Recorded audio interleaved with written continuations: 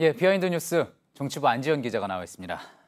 안 기자 조금 전 리포트에서 이제 구미도 다녀오고 많이 바빴겠습니다. 네, 아닙니다. 첫 번째 키워드부터 볼까요?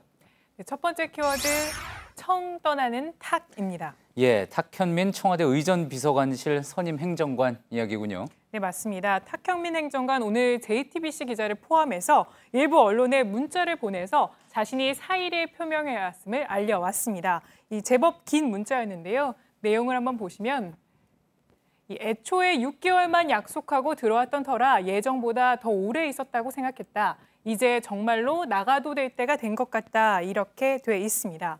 앞서 어제는 페이스북에 사퇴를 암시하는 글을 올리기도 했었는데요. 이 망망대해 사진과 함께 보시는 것처럼 맞지도 않는 옷을 너무 오래 입었고 편치않은 길을 너무 많이 걸었다. 이렇게 쓰기도 했습니다.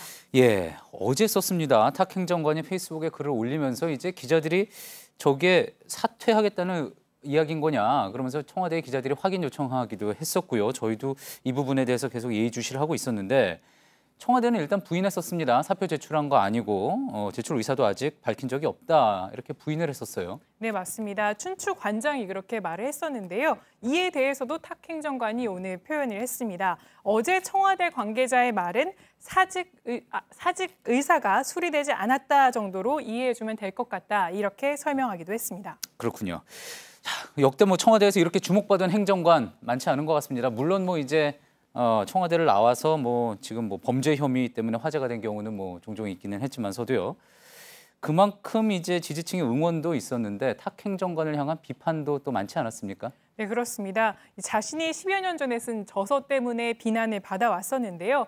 해당 저서에서 여성 비하뿐만 아니라 왜곡된 성의식을 드러냈다는 논란이 벌어지면서 이 문재인 정부 출범 초기부터 사퇴 압박을 받았습니다. 하지만 오늘 탁 행정관이 밝힌 사퇴 이유에서는 이런 내용을 구체적으로 언급하지는 않았고요. 예. 탁 행정관이 공개적으로 언급한 사유는 평양 공연 이후에는 사퇴 의사를 밝혀왔으나 비서실장이 이를 반려해왔고 또 이 밖에는 공직선거법 위반 혐의로 탁 행정관이 70만 원형의 벌금형을 선고받은 적이 있었는데요. 예. 이 부분을 언급하면서 이 사표를 결심하게 된 이유가 됐다 이렇게 설명하기도 했습니다. 그리고 또 조선일보였나요? 일부 언론에서는 이제 의전비서관으로 발탁되지 않았는데 그에 대한 불만으로 사의를 결심한 것 아니냐 뭐 이런 취지로 의문 제기하기도 했던 것 같습니다. 네, 이른바 갈등설이 제기되기도 했었는데요. 이에 대해서도 탁 행정관이 오늘 입장을 밝혔습니다. 이 김종철 의전 비서관과의 갈등설을 일축하면서 이 김종철 비서관은 자신이 유일하게 형이라고 부르는 사이다. 해당 보도에 대해서는 이 신박한 해석에 감탄하지 않을 수 없다. 이렇게 언급하기도 했습니다. 예, 적극적으로 부인을 한 거군요. 알겠습니다. 다음 키워드 볼까요? 네, 다음 키워드는 이 파란 양복 위원장입니다. 예, 상당히 튀는 색깔인데 자유한국당 안상수 비대위 준비위원장 모습인 거죠? 네, 맞습니다. 안상수 위원장이 최근 즐겨 입는 양복입니다. 이 어디서도 보기 힘든 색인데요. 이 색을 어떻게 명명해야 될지 힘들 정도인데 이 멀리서도 눈에 확 띄는 형광빛이 감도는 총천연 파란색입니다. 예, 표현에 고심을 한 적이 보이는군요. 네. 안 의원은 지방선거 패배 후 대국민 사과를 위해 모인 이 비상의총 자리에도 바로 이 양복을 입고 왔었습니다. 이 당시 김성태 대표 권한대행이 하루 전날 이 대국민 사과를 위해서 모인 자리만큼 이 노타의 흰 셔츠로 드레스 코드를 통일하자 이렇게 문자로 안내도 한 적이 있었는데 예. 안 의원은 그 당시에도 이 파란색 양복을 입고 왔었습니다.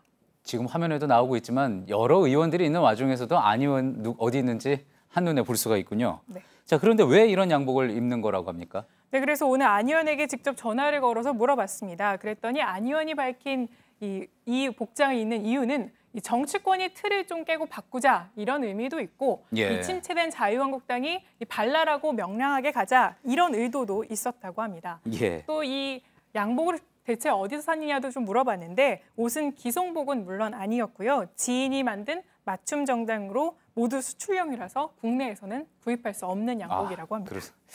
예, 굳이 사려는 소비자가 과연 많을까 싶기도 한데요.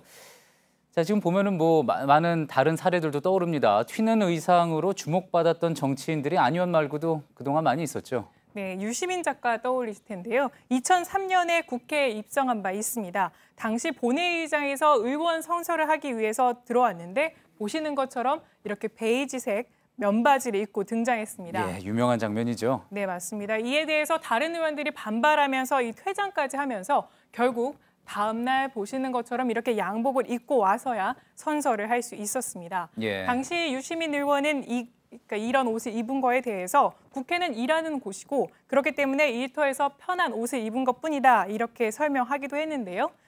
당시 이른바 일명 백바지로 불리는 것은 기득권을 가진 국회에 저항하는 신흥 정치 세력을 상징하는 것으로 되기도 했습니다. 예, 유행했던 단어가 되기도 했었죠. 백바지라는 단어.